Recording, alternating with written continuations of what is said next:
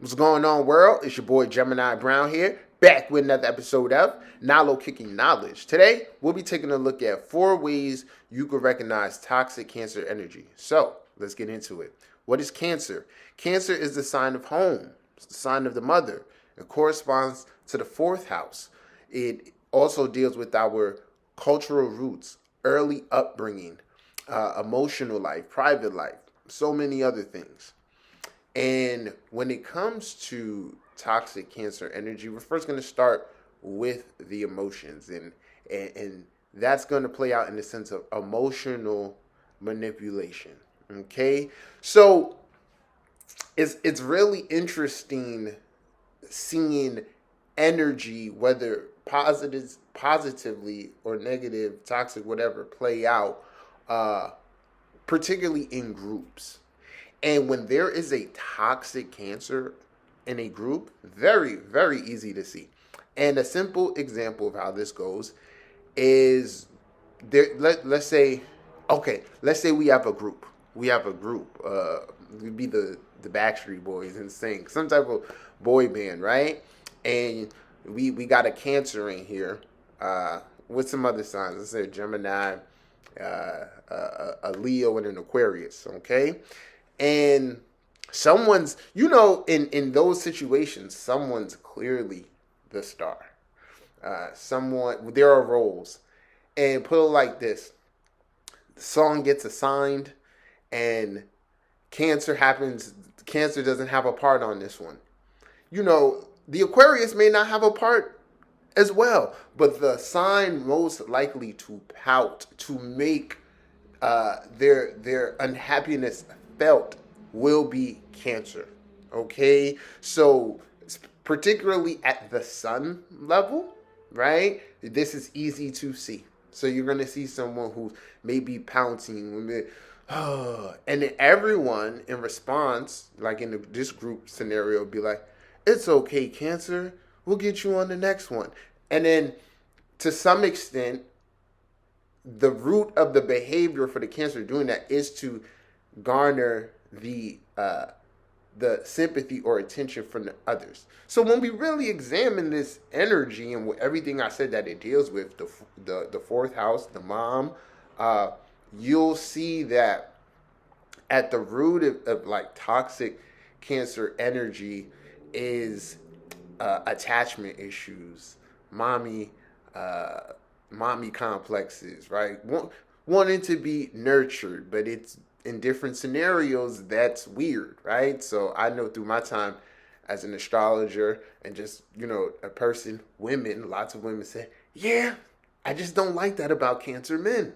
Like, they do this thing where they try to emotionally impress on you and make you feel like you have to do this. So, we can understand the behavior, but we're just examining it as like, hey man, that comes out a little toxic. So, the emotional manipulation.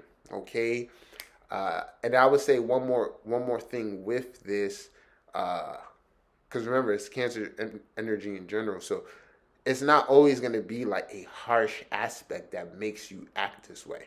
Let's say we have someone with this Cancer energy trine Scorpio, or particularly Pluto is where I'm getting at. Pluto aspects, along with Cancer type people, other watery type people, does lead to this subtle psychological, or in this case, emotional manipulation. Okay, so for those of you who may have those contacts, part of your transformation is to find another way of being heard, or expressing what you need. That's like a like I said, a sneaky way of doing so, and in some cases can be toxic. Okay, so the next trait is gonna be in regards to, I want to phrase this in the lens of being dependent. So let's say too secured. No, we're going to use that another one. For this one, you're overly dependent, right? So going back to the idea of the fourth house, this being mother and energy, there with this is a need or a desire to have be secure. I think I'm going to start over. So our next trait stems from the previous one. And I probably should mention this one first because I wanted to just keep you guys in mind. Keep in mind that we're at the start of the zodiac, and as we go, we are maturing and evolving. So, at the root of these particular signs in the first cluster of the zodiac, you will find these traits childlike, some of them childlike in nature, right? So Gemini with gossiping, Taurus kind of like with just laziness or entitlement, Aries selfishness, and we get here with Cancer. So then this next trait is, it's hard to define, but I'm gonna go with like wanting to be mothered, which or which can manifest as like childlike approaches in certain regards. Okay, so I alluded to it a little bit earlier. One thing I'm mindful of, like, is like women would say with the Cancer men, like they need to man up. They want to be mothered, and then in return, they don't man up in certain scenarios. So, i.e., like they may attract. This could go for women too. So the person may attract someone who has an idealistic approach about partnership. So say it's a man attracting a woman like that. She's like, yo, dogs, you need to handle X, Y, and Z, particularly if we're living together and things like that. Where he may be looking at it like, nah, I don't, like maybe he himself doesn't have it, is like not stable, or he's looking at it like a 50-50 thing. All what's going to go into that is their own conditioning and how they're relating, right? Then if it's like a woman Cancer who's struggling with this, she may not allow the man to quote unquote play his role, right? She may be too asserting, right? Or the same scenario will play out vice versa, where she's expecting, right? So at the root of it, for Cancers, a lot of time this comes as you have to take on responsibility. What's your opposite sign? Capricorn, 10th house. So you do need to grow up to a certain extent. Your upbringing, your early family structure, that's just setting the stage for you. So if it's too good, if it's too much security, the crab wants to stay there. It's creature habitat. But at the same time, you can just take that and build. The key is to build your own and really evolving to a functional adult, right? Or the role in whatever scenario is expected or needed. Okay, so next trait here with the Cancers goes with being too security driven. All right, and how this can play out in terms of being toxic is actually having a bad relationship with money, like a scarcity mindset, then creating scenarios where you kind of will do whatever to have the security. So even if that means staying in a like toxic relationship or living situation, not garnering enough maturity or activating the house enough wherever this Cancer is to expand out. So basically, this becomes toxic because, remember, the crab has to shed. It has to grow and evolve. It has to find a new habitat, create for its own.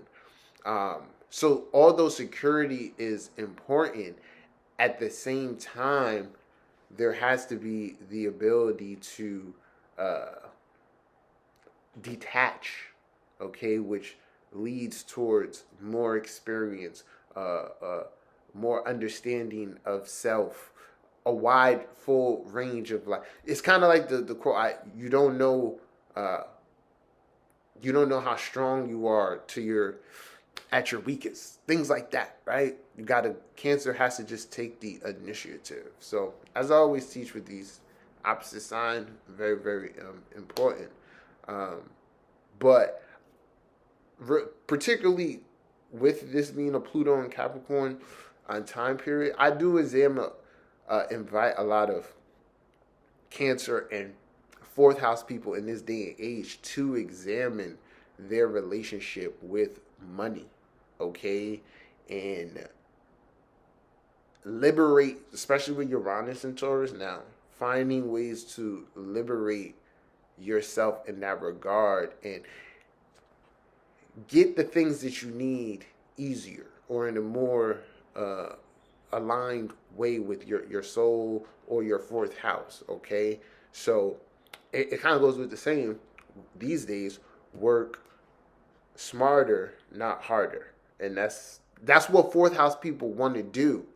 But in the case of, like, if it's toxic or not operating correctly, you're going to be working harder or doing more things to provide yourself with the security that you want when you don't need to. All right, so let's bring it home. So the last trait here is going to simply be the relationship with one's family. Now, it's simple. It can be simple in a sense. It's like my people with Chiron, Pluto in the fourth, you understand this.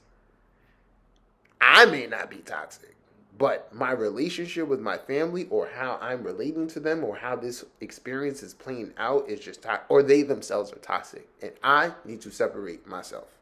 The gratifying thing for me as an astrologer is to do the reading, provide the perspective. You, the seeker, takes the perspective and then applies it and comes back and lets me know, damn, that really changed the whole dynamic.